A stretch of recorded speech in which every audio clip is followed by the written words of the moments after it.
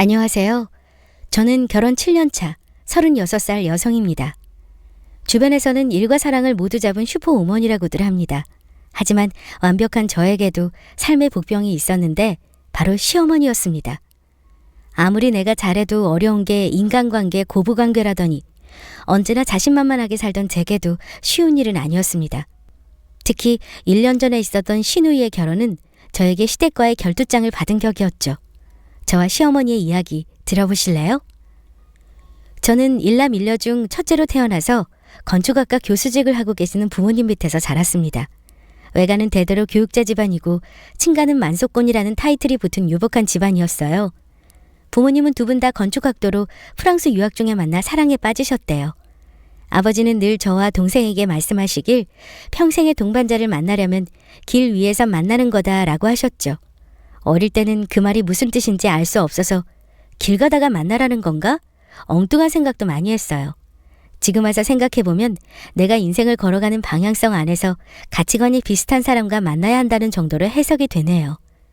그 영향인지 공대 화학과를 졸업하고 입사한 회사에서 남편을 만나 결혼했습니다. 저희가 다니는 회사는 국내에서 1, 2위를 다투는 굴지의 기업으로 소위 대기업이라 불리는 곳이었죠. 저는 이미 회사에 다니고 있었고 남편은 저보다 1년 뒤에 들어온 후배였어요. 제가 속한 부서는 경영지원팀으로 잘나가는 엘리트들이 많기로 소문난 곳이었는데 남편은 신입으로 들어왔을 때부터 뭔가 어리버리한 구석이 있었어요. 저는 1년 차에도 웬만한 남자들을 제치고 인정받고 있었어요. 여자가 성격이 세다라는 뒷얘기가 도는 건 알고 있었지만 남자들이 시샘이 더 심한 애 정도로 받아들였죠. 그런데 남편은 다른 남자들과는 달랐어요. 제가 경상도 출신이라 무뚝뚝한 사람들을 많이 봐서인지 제 기준에서 좀 지나치게 부드럽고 다정했어요. 외모는 남잔데 성격이 많이 여성스럽다고 할까요? 똑 부러지고 일을 잘하지는 않지만 편견 없이 누구와 두루두루 잘 지내는 스타일이었어요. 그때부터 신기해서 남편을 많이 관찰했던 것 같아요. 신입사원들 환영회가 열리던 날 회식에서 우연히 남편 옆에 앉게 되었어요. 평소 한 번도 말을 나눈 적이 없었는데 그날은 대화를 많이 했어요. 처음부터 확 끌리고 매력적으로 느껴지지는 않았지만 보면 볼수록 다정하고 겸손한 사람이었죠. 그 부분이 가장 좋게 느껴졌고 우리는 회사 사람들 몰래 비밀 연애를 했어요. 그리고 사귄 지 1년 만에 결혼했습니다. 결혼한다고 발표했을 때 경악한 사람들의 얼굴이 아직도 생각나네요. 후일담이지만 남자 선배들을 비롯한 다수의 남자 사원들이 남편에게 너 취향 독특하다, 큰 사람이네 등 칭찬 아닌 덕담들을 했다는데 남편이 저를 많이 좋아하는 걸 어떡하겠어요? 남편이 원래 1년 후배에 1살 연하다 보니 제 머릿속에는 내가 잘 이끌어줘야겠다, 보호해야겠다 등의 생각이 무의식 중에 있었던 것 같아요. 친구들은 남자와 여자의 역할이 바뀐 거 아니냐 했지만 남편도 제가 나서서 뭔가 해주는 게 편하고 좋다더라고요. 이런 걸 천생연분이라 하나보다 했죠. 건축학과 교수님들 집답게 자신들이 직접 설계한 독특한 구조의 친정집을 보고 남편은 신기해하고 부잣집같이 으리으리하다라고 너무 좋아하더라고요. 속으로 우리 부모님 부자 맞아라고 생각했지만 남편에게 굳이 말하지 않았어요. 살면서 남편이 말하길 회사에 이미 부잣집 공주님이라고 소문이 나서 알고 있었대요. 반면 남편은 개천에서 용난 케이스였어요. 아버님을 일찍 여의고 홀어머니와 여동생과 살아온 남편은 공부 열심히 해서 전문직이나 대기업 취직하는 게 꿈이자 소망이었다고 했습니다. 항상 생활비 걱정에 못 벗어나고 20살부터 안 해본 아르바이트가 없었다는 남편. 그런 것 치고는 사람이 때묻지 않고 순수하다고 생각했어요. 결혼 준비를 할 때도 걱정을 많이 하더라고요. 본격적으로 돈을 번 지 1년밖에 안 돼서 모아놓은 돈이 얼마 없다고 했어요. 저도 부모님이 부자이지 내가 부자가 아니다. 부담 가지지 말고 당신이랑 나랑 앞으로 잘 모아서 살면 된다라고 얘기했더니 어찌나 감동하던지요. 하지만 부모의 마음은 다르다고 친정에서 집을 사주고 싶어 하셨어요. 사실 성년이 된 다음에 부모님은 재산을 나눠주고 싶어 하셨는데 제가 거절했었거든요. 대학 등록금 내주신 것만으로도 감사하고 도움 없이 사회에 나가서 자수성가 하겠다고 말씀드렸어요. 그때는 제 의견을 존중해 주셨는데 막상 결혼을 할 때는 왜 있는 걸 마다하냐고 서운해하셨어요. 생각해보니 자가집이 있으면 나가는 돈이 많이 줄어들고 돈을 빨리 모을 수 있겠다 싶어 남편과 상의해서 아파트는 받았어요. 남편과 시댁은 너무 좋아했죠. 시어머니와 시누이를 처음 만나던 날, 제 무뚝뚝한 성격에 많이 놀라시더라고요. 평소에도 딱 할 말만 하는 스타일이라서 말수가 적고 표정의 변화가 없는 편이거든요. 뭔가 여성스럽고 싹싹한 아가씨를 생각했다가 저를 만나고 실망하신 기색이었습니다. 그랬더니 남편은 그 특유의 애교스런 말투로 분위기를 바꾸려고 어찌나 노력하던지 새삼 고마웠습니다. 시누이는 막 대학교를 들어간 학생이었는데 딱 봐도 공주처럼 귀하게 키운 티가 나더라고요. 남편도 나이 차이가 6살 정도 나는 동생이라서 힘든 거나 어려운 거는 자신이나 시어머니가 대신하고 엄청 아낀다고 했어요. 이렇게 양가 상견례까지 무난히 마치고 별 반대 없이 결혼했습니다. 결혼하고 1년이 지나서 저희에게 천사가 찾아왔습니다. 누구나 자식은 눈에 넣어도 안 아프다고 하는데 제게 아들은 더욱 각별했어요. 태어나자마자 몸이 약해서 인큐베이터에 한동안 있었거든요. 그때 남편이나 저나 얼마나 많이 울고 기도했는지 모릅니다. 아이를 낳고 많은 변화가 찾아왔지만 남편이 많이 도와줘서 무사히 회사도 복귀하고 육아와 일을 병행할 수 있었어요. 사원 4년, 대리 4년 후 입사한 지 8년 만에 과장으로 승진을 했어요. 아이도 5살이 되어 의사소통이 되는 나이가 되었고 저희 부부도 자리를 잡아 생활도 더 풍요로워졌어요. 그때쯤 시누이가 결혼할 사람을 집으로 데리고 왔습니다. 시누는 대학교 교직원이었고 결혼할 남자는 시청 구급 공무원이었어요. 시어머니가 얼마나 좋아하시는지 결혼하고 7년 만에 보는 표정을 지으시더라고요. 서로 예쁘게 챙기는 두 사람을 보니 저희의 처음이 떠올랐죠. 사람도 참하고 예의 바른 것이 신우가 사람 보는 눈이 있네 싶었어요. 저녁 식사에서도 신우는 오빠와 제가 대기업에 다닌다며 자랑을 많이 했습니다. 특히 제가 동기 중에 가장 빠르게 승진한 얘기를 자랑스럽게 얘기하더라고요. 평소에 내성적이라 제 앞에서는 그런 칭찬을 하지 않더니 의외였어요. 몇 달 뒤 시어머니가 신우 결혼 날짜를 잡는다며 저를 불렀습니다. 너무 잘된 일이라고 이쁜 한 쌍이다 했는데 시어머니가 슬며시 혼수 얘기를 꺼내기 시작했습니다. 그런데 아가, 상대 집이 아주 못 사는 건 아닌데 아들 장가 갈 때 집은 못 해준대. 우리 딸같이 귀한 애를 데리고 가면서 집도 한 채 못 해온다니 사위가 다 좋은데 그게 좀 마음에 안 드네. 어머니, 그분도 남의 집 귀한 자식이에요. 요즘 남자라고 집 해오는 게 아니에요. 형편되는 사람이 하는 거죠. 저도 제가 집 샀잖아요. 그렇지? 능력되는 사람이 하는 거지? 그래서 말인데 너희가 아파트 한 채 해주는 게 어떨까 싶은데. 네? 그게 무슨 말씀이세요? 저랑 그이가요? 결혼할 때 능력되는 사람이 해주는 게 맞다면 너희가 오빠 언니고 능력이 있으니 동생 시집 가는데 해줄 수 있는 거 아니니? 난 당연히 해줘야 한다고 생각한다. 제가 말하는 능력은 본인 능력이에요. 아니면 부모님 능력도 맞고요. 너는 어떻게 그런 식으로 말할 수 있니? 우리가 남이야? 남이 아니니까 더 그렇게 얘기하는 거예요, 어머니. 집에 돈이 없는 것도 아니면서 그러니? 저희 생활비 걱정하고 살지는 않지만 그렇다고 재벌도 아니에요. 오늘 이야기는 못 들은 걸로 할게요. 제가 단호하게 거절하고 돌아서자 어머니는 너무 당황해하셨어요. 마치 당연히 시집갈 때 집을 사줄 거라고 생각하셨나 봐요. 저도 저 나름대로 어이도 없고 황당해서 분을 삭히며 집에 갔습니다. 저희 부부를 대기업 다닌다고 그렇게 치켜 세우고 칭찬하더니 다 밑밥을 깔려고 그랬나 봅니다.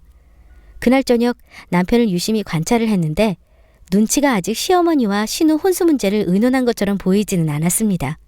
일단 분위기가 한번 말 꺼내는 정도로 끝날 것 같은 분위기는 아니었습니다. 저도 사실 신우가 결혼하는데 그저 가만히 있을 생각은 아니었어요. 신우와 나쁜 사이도 아니고 오히려 신우는 착하고 온순해서 귀여운 여동생같이 좋아했거든요. 문제는 시어머니였죠. 막상 대놓고 제게 요구를 하시니 여태 생활비 챙겨드리고 여행 보내드리고 한 모든 것들을 저희가 풍족하고 잘 살아서 다 해주는가 보다 하셨나 봐요. 맞아요. 저희 부부는 꽤 많은 월급을 받습니다. 주변 사람들 중에 사업하는 분들 제외하고는 가장 많이 돈 버는 사람들이죠. 하지만 그렇다고 억대 연봉자들은 아니니까요. 친구들에게 시댁 식구들 혼수를 어떻게 했는지 얘기를 들어봤습니다. 대부분이 적당히 했다고 너무 많은 걸 해주면 한 번으로 안 끝나고 계속 해달라고 한다는 겁니다. 저도 동의하는 부분이었기에 고심했어요. 아니나 다를까 며칠 뒤에 남편이 제게 시누이 결혼에 대해 말을 꺼냈습니다. 집을 사주는 게 어떻겠냐고 했습니다. 시어머니와 얘기를 나눈 것 같았습니다. 어머니가 그렇게 말하셨어? 능력이 좋으니 해달라고? 엄마가 얘기한 것도 있지만 나도 그렇게 해주고 싶어. 하나밖에 없는 동생인데. 여보, 나도 아가씨 좋아해. 하지만 집 해주면 그걸로 끝나? 두고 보면 또 아기 낳으면 또 뭐 해달라. 이번에는 이렇게 해달라 끝이 없을걸? 우리가 재벌이야? 아직 다가오지도 않은 미래를 왜 그렇게 생각해? 자기는 가만 보면 부정적인 스타일이야. 부정적인 게 아니고 현실적인 거야. 우리도 장모님, 장인어른이 이 집 해주셔서 편하게 시작했잖아. 그건 부모님은 아주 부자시고 우리는 그 정도 아닌데? 그리고 아가씨가 우리 자식은 아니잖아? 오버라고 생각 안 해? 아주 어려운 일은 아니잖아. 아주 쉬운 일도 아니잖아. 결혼 후 이렇게 서로 대립한 건 처음이었습니다.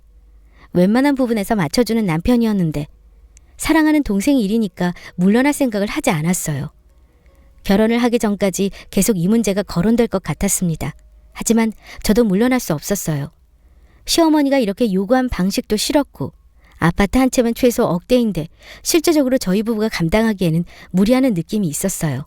그 뒤로 이 문제에 관해서 시어머니나 남편이 얘기를 할 때마다 피했습니다. 서로 계속 똑같은 말만 되풀이했기에 말할 필요가 없다고 생각되었습니다. 그러던 어느 날 시누이가 집으로 찾아왔어요. 남편은 모임을 갖고 집에는 저뿐이었습니다. 아가씨, 우리 집에 오랜만에 오네요? 늘 일이 바쁘고 해서 집에 온 적이 드문데 긴장한 표정을 하고 온 신우를 보니까 무슨 말을 꺼낼지 예상이 됐습니다. 언니, 저 결혼할 때 아파트 하나만 해주세요.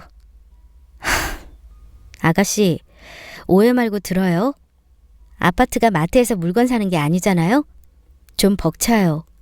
그리고 어머니랑 오빠가 저한테 해주라고 얘기할 때도 애정을 넘은 오바다 했는데 당사자까지 등판해버리면 내가 뭐라 해야 돼요? 엄마도 오빠도 해달라고 하라고. 우리 집 경제권을 제가 가진 건 맞아요. 그런데 아가씨, 난 우리 아들 결혼할 때도 집 사줄 생각 없어요. 제 스스로가 자수성가를 최고의 미덕이라고 생각하거든요. 언니도 결혼할 때 부모님이 집 해주셨잖아요. 나는 아가씨랑 다르죠. 우리 부모님은 여유가 아주 많은 분들이고 본인들이 너무 주고 싶다고 먼저 말해주셨고 저도 굉장히 고심 끝에 받았고요. 하지만 아가씨는 반대잖아요. 주는 사람이 안 된다고 하고 있어요. 오히려 받을 사람이 먼저 달라고 생떼 부리고 있는 상황이고요. 생떼요? 그럼 이게 억지 부리는 게 아니란 말이에요? 알겠어요. 울먹이면서 집을 나서는 신우를 보니까 마음이 좋지는 않았지만 그럴수록 단호하게 거절해야 한다는 생각이 들었습니다. 다음 날 저녁 퇴근하고 집에 오니 시어머니가 찾아왔습니다. 너 어제 우리 딸 만났다며? 시어머니가 평소에 기분 좋을 때 부르는 아가에서 화가 나는지 너로 호칭이 변해 있었어요. 아가씨가 어제 집에 가서 일러 바쳤나 보다 했어요. 네, 어제 아가씨가 왔더라고요. 애가 울먹거리던데 무슨 말 한 거야? 아가씨가 말 안 했어요? 아파트 사달라고 하길래 제가 안 된다고 얘기했어요. 충분히 자세하고 친절하게 거절했다고 생각하는데요. 너는 어떻게 애가 직접 찾아와서 부탁하는데 그 앞에서 칼같이 설마 내 앞에서처럼 그렇게 세게 얘기했니? 그래서 울었던 거야? 어머니, 저 그렇게 모진 사람 아니에요. 좋은 거절이 어디 있어요? 그리고 남편이랑 어머니가 울기만 하면 다 해주니까 아가씨가 버릇이 돼서 우는 거예요. 너 진짜 내 며느리지만 대단하다. 한마디도 안 주는 거 봐. 진짜 잘나셨네. 너 내 아들한테도 그러니? 기분 안 좋으신 건 아는데 다른 얘기 끌어들이지 마시고요. 넌 우리를 가족이라고 생각 안 하지? 충분히 가족이라고 생각해요. 지난 7년 동안 그랬어요. 제 말을 귀뚱으로 듣던 시어머니는 아무 말 없이 나가려고 하더니 꼴도 보기 싫으니까 집에 올 생각 말아라. 더 이상 말할 가치가 없다는 듯 가버렸습니다. 도대체 어디부터 잘못된 건지 내가 내 돈을 안 쓰겠다는 건데 왜 욕을 듣고 전부 그러는 거 아니라고 하는지 무슨 돈을 맡겨놨나 싶었어요. 개천의 용이 사라진 요즘 친구가 개천의 용 그거 아주 위험하다라고 말했던 게 생각이 났습니다. 내 동생이 당신 찾아왔었어? 응. 집 사달라고 하더라. 그리고 오늘 당신 어머니도 찾아왔어. 뭐라고 했어? 다들 너무 안 좋던데? 당신도 알잖아. 나 할 말만 하는 거. 그냥 그럴 생각이 없다고 했어. 여보, 무리라고 하는 당신 말도 맞아. 하지만 동생도 결혼 인생에 한 번 하는데 아빠 같은 내가 할 수 있잖아. 여보, 그럼 당신이 번 돈으로 해줘. 난 우리 아들 결혼할 때도 집 안 사준다니까? 그럼 결혼하고 나서 갚으라고 하고 다시 받으면 되잖아. 주면 그냥 주는 거지. 그건 나랑 안 맞아. 남편은 제가 강경하게 거절하자 혼자 시무룩해하며 자리를 피했습니다. 누군가의 새 출발을 축하해야 하는 순간에 이런 지리멸렬한 싸움이나 해야 하다니 안타까웠습니다. 한동안 시댁 식구들 얼굴을 못 본 지 꽤 많은 시간이 흐른 것 같았습니다. 원래도 일이 바빠서 집안에 일이나 행사 있을 때만 보는 정도였는데 시어머니가 시댁에 올 생각도 말라고 엄포를 놓았을 때부터 공식적으로 시댁 일에서 손을 떼게 되었어요. 명절이 다가오는 시기여서 오히려 타이밍이 너무 좋게 집안일에서 자유로워지는 휴가라니 너무 행복했죠. 추석은 1년 중에서도 제사나 여러 일들로 바쁜 나날들이었는데 괜히 시댁 식구들 다 모이는데 적군에 들어온 사람처럼 공격당할 것 같아서 별다른 말 없으면 가지 말아야겠다 싶었어요. 당신 진짜 안 갈 거야? 내가 안 가는 게 아니라 어머니가 오지 말라고 하셨다니까? 당신도 우리 엄마 성격 욱하시는 거 알잖아. 진짜가 아니었을 거야. 같이 가자. 착한 우리 남편 35년 가까이를 어머니와 함께 살고도 아직 어머니를 저렇게 모를까 싶었습니다. 저는 아랑곳 않고 둘만 보내버렸습니다. 간만에 휴가 받은 셈 치고 남편과 아들만 시댁에 보내고 육아의 해방과 시집살이의 해방을 누렸네요. 늦잠도 자보고 게임도 해보고 배달 음식도 시켜 먹어봤어요. 사실 불편한 마음도 살짝 올라왔지만 다시 한번 생각해도 내가 그렇게 잘못한 일일까 싶었습니다. 명절이 지나고 시장에 갔다가 시어머니를 만났어요. 저를 보고 한동안 아무 말씀이 없으시더니 얘기 좀 하자고 카페를 가자 하셨어요. 네, 어머니 말씀하세요. 넌 어떻게 오지 말라고 진짜 안 오니? 평소에는 그렇게 말도 안 듣던 애가 이럴 때는 말 참 잘 듣는다. 제가 어쩔 수 있나요? 며느리니까 말 들어야 할 때는 잘 들어야죠. 정말 안 되겠니? 그럼 전세자금이라도 안 되겠어? 왜 이러세요? 제가 마치 돈을 쌓아두고 안 주고 싶어 감정 싸움하는 것 같으세요? 넌 찌르면 피 한 방울 안 나올 것 같니? 그래, 너희 둘이 벌어서 그렇게 넉넉하지 않다고 치자. 그럼 사돈 어르신들은? 그분들한테도 부탁해보면 안 될까? 어머니, 그건 좀 아닌 것 같아요. 지금 이야기는 안 들은 걸로 할게요. 먼저 갈게요. 저희 친정 부모님께 신우집을 해달라고 하다니요. 너무 기함할 만한 얘기를 저렇게 하시다니 실망이 컸어요. 당신 어머니 진짜 너무하시는 거 아니야? 무슨 말이야? 오늘 우연히 길에서 만났는데 나보고 글쎄 우리 부모님께 아가씨 집 해달라고 말해보라는 거야. 오죽하면 그러시겠어. 이게 상식적이라고 생각해? 지금 엄마 편드는 거야? 편이 아니고 마음이 그렇다고. 그건 우리 엄마가 잘못하긴 했네. 흥분하지 마. 나 우리 부모님한테 손 벌릴 생각 그 어느 순간에도 없어. 내 다짐이야. 부모님도 재산 일부는 사회에 환원하신다고 했고. 너무 자존심 상해, 여보. 생각할수록 분이 올라왔습니다. 이번에 시어머니는 말 그대로 선을 넘은 것 같았습니다. 사람이 자신의 사정에 맞게 결혼하는 거지 남에게 빌려 시집 가는 건 아니니까요.